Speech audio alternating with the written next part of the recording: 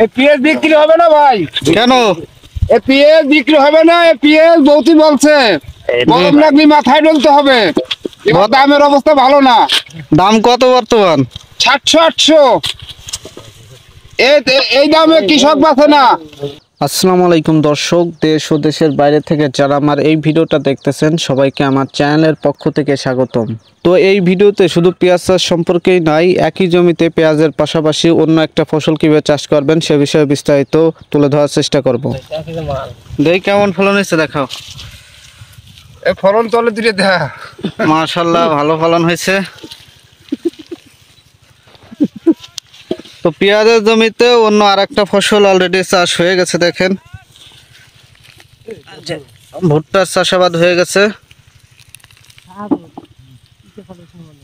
আধুনিক পদ্ধতিতে কৃষিকাজ শুরু হয়ে গেছে। দেখেন এখন পেঁয়াজগুলো উঠায় ফেলতেছে আর এদিক থেকে ভুট্টার ফসল হয়ে যাবে।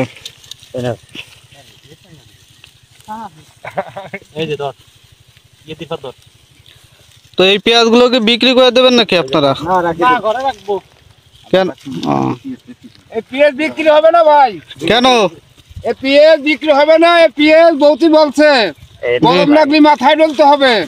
এবার দামের অবস্থা ভালো না। দাম কত বর্তমান? 700-800 এই দামে কৃষক বাঁচে না। একদমই কম রেট।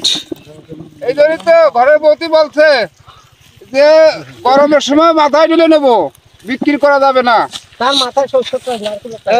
তাই করতে হবে। এবার যে বাজার, তো এই বছর পেঁয়াজের এত কম দাম হওয়ার কারণ কি হতে পারে? এই বছর পেঁয়াজের দাম কমটা আমাদের অন্তর্বর্তী সরকার সে বাইরের আসে তো অনেক পেঁয়াজ রসুন আনতেছে, এর জন্য কৃষকের পেঁয়াজ রসুনের দাম কম।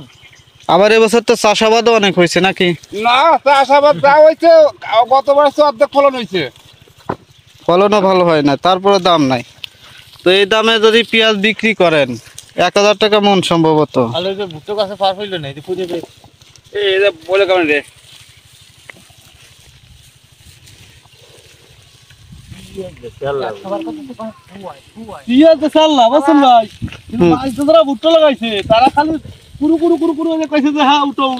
না, একজন আদর্শ কৃষকের কাজ করছে, যে একটা ফসলের ভিতরে আর একটা ফসল হয়ে গেছে। ওই যে গৃহস্থের সাথে কথা বলি।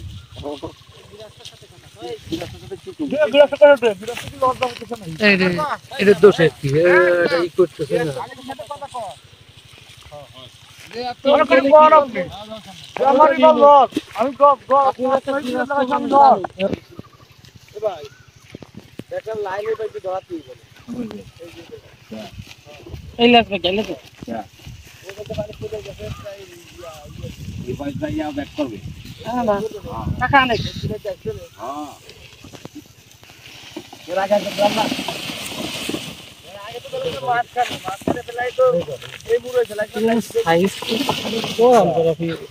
পাখিতে কয় মন হতে পারে পেঁয়াজ?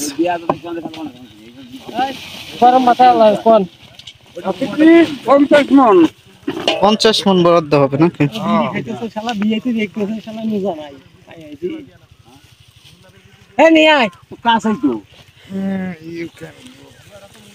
তো দর্শক, আজকের ভিডিওটা এখানেই শেষ করছি। তো ভিডিওটা আপনাদের কাছে কেমন লাগলো অবশ্যই কমেন্ট বক্সে জানিয়ে যাবেন। আর আপনি যদি আমার চ্যানেলে নতুন হয়ে থাকেন অবশ্যই চ্যানেলটি সাবস্ক্রাইব করে রাখবেন। ধন্যবাদ সবাইকে।